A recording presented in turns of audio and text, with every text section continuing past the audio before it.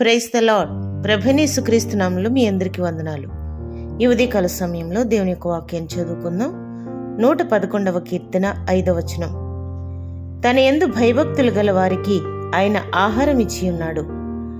ఆయన నిత్యము తన నిబంధన జ్ఞాపకం చేసుకును. ఆమేన్. మహాదేవుడును రక్షకుడైన యేసుక్రీస్తు నామమున మీ అందరికీ శుభములు. అందరూ బాగున్నారా? మీరు అందరూ బాగుండాలని దేవుని సన్నిధిలో మీ కొరకు ప్రార్థన చేస్తున్నాం. ఈ ఉదయకాల సమయంలో ఎంత చక్కటి అంశం మనం చదివాం కదా. దేవుడు మనతోను నూతనంగా మాట్లాడుదురుగాక. తన యందు భయభక్తులు గలవాడు ఎడల ఆయనే ఎటువంటి కార్యములు చేస్తారో అది ఇక్కడ రాయబడింది. ఆయనే ఆహారం ఇచ్చును అని రాశారు. నిజమే, ఎవరెవరు ఆయనందు భయభక్తులు కలిగి ఉన్నారు వారి జీవితంలో ఏ విషయానికి లోటు ఉండదు. ఆయనే ఇచ్చే దేవుడై ఉన్నారు, ఆశీర్వదించే దేవుడై ఉన్నారు. మనలను మన అవసరతను సమకూరుస్తూ ముందుకే నడిపించేవారుగా ఉన్నారు. ఇశ్రాయేల్ ప్రజలు ఐగుప్తు నుంచి విడిపించబడి వచ్చినప్పుడు మార్గములో వారికి కావలసిన ఆహారము, కావలసిన పానీయములు ఆయన ఇచ్చాడు. వారికి ఏమి లోటు లేకుండా ఆయన చూసినట్లుగా దేవుని యొక్క వాక్యము సెలవిస్తుంది.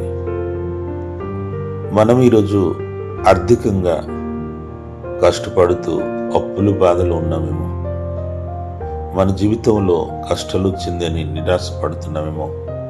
కానీ దేవుడు అంటున్నారు, తన యందు భయభక్తులు కలిగిన వారి ఎడల ఆయనే ఆహారం ఇచ్చేవారుగా ఉన్నారని. హల్లెలూయా. మనం ఏ విషయానికి నిరాశపడడం అవసరం లేదు, ఎందుకంటే తప్పకుండా ఆయనే మనకు ఆహారం ఇచ్చి పోషిస్తారు. దైవజనుడైన ఏలియాను కాకుల ద్వారా ఆహారం ఇచ్చి పోషించారు. దాని తర్వాత విధవరాలైన సరిపత్ విధవరాలు, ఆమె ద్వారా ఏలియా ప్రవక్తను దేవుడు పోషించారు. ఆయన యొక్క కార్యములు గొప్పది, ఆయన యొక్క కార్యములు విచిత్రమైనది. కొన్నిసార్లు మనకు అర్థం కాదు కూడా ఆయన ఏ రీతిగా పోషిస్తారని. అందుకు ప్రియ దేవుని బిడ్డలరా, మనకు దేవుడు ఉన్నారు, మనకి ఏమాత్రం భయం లేదని విశ్వాసముతో ముందుకు సాగిపోవాలి. ఇక్కడ మనం చూస్తున్నాము, ఆయన నిబంధన జ్ఞాపకం చేసే దేవుడై ఉన్నాడు. ఆయన అబ్రహాముతో చేసిన నిబంధన జ్ఞాపకం చేస్తూ ఈ రోజు వరకు ఆ నిబంధన నిలబెట్టుకున్నారు.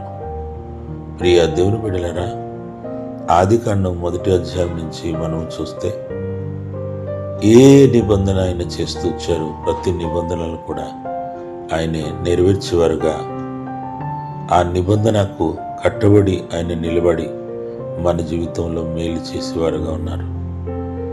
నిజమే, ఈరోజు మనము ఇలాగా రక్షించబడి ఉన్నామంటే అబ్రహాముతో ఆయన చేసిన నిబంధన అని మనం మర్చిపోకూడదు. దేవుడు నిబంధనను ఆయన నిలబెట్టే దేవుడుగా ఉన్నారని మనం విశ్వాసిద్దాం. మనకు ఆయన ఏ మాటలు ఇచ్చారు ఆ మాటలని తప్పకుండా ఆయన నెరవేరుస్తారని విశ్వాసంతో ముందుకు సాగిపోవాలని ప్రభు పేరిట మనవి చేస్తున్నాను. ప్రార్థన. మహిమగల తండ్రి, నీకు స్తోత్రము. నీ సన్నిధికి మరొకసారి వస్తున్నాం. మా జీవితంలో నువ్వు చేసిన మేలు కొరకు స్తోత్రం. నీ బిడ్డలు ఎంతమంది అయితే ఇప్పుడు ప్రార్థనలు ఏకీభవించారు, బిడ్డలందరినీ పేరు పెరుచుకుని దీవించి ఆశీర్వదించండి. నీ యందు మేము భయభక్తులు కలిగి ఉన్నప్పుడు మాకు ఏది కావాలో అన్నీ కూడా మీరు సమకూర్చి నడిపిస్తానని వాగ్దానం ఇచ్చారు. అందుకని నీకు వందనాలు. మేము నీ యందు భయభక్తులు కలిగి ఉండటకు సహాయం చేయండి నాయన. ప్రభువా, అదే రీతిగా నీ నిబంధనలను నిలబెట్టే దేవుడు ప్రభువా. నువ్వు ఎప్పుడు కూడా అబద్ధమాడే దేవుడు కాదు. అందుకే మేము ఈరోజు రక్షించబడి ఉన్నాం, పాపం నుంచి విమోచన పొంది ఉన్నాం. నీ నిబంధన కొరకు వందనాలు ప్రభువా. మా ప్రార్థన విన్నందుకు స్తోత్రం. మీ ప్రియ బిడ్డలందరినీ దీవించి ఆశీర్వదించి ఉన్నత స్థితిలో బిడ్డలను నడిపించమని యేసు పుణ్యనామమున అడుగుచున్నాం తండ్రి. ఆమేన్. దేవుడు మిమ్మల్ని ఆశీర్వదించునుగాక.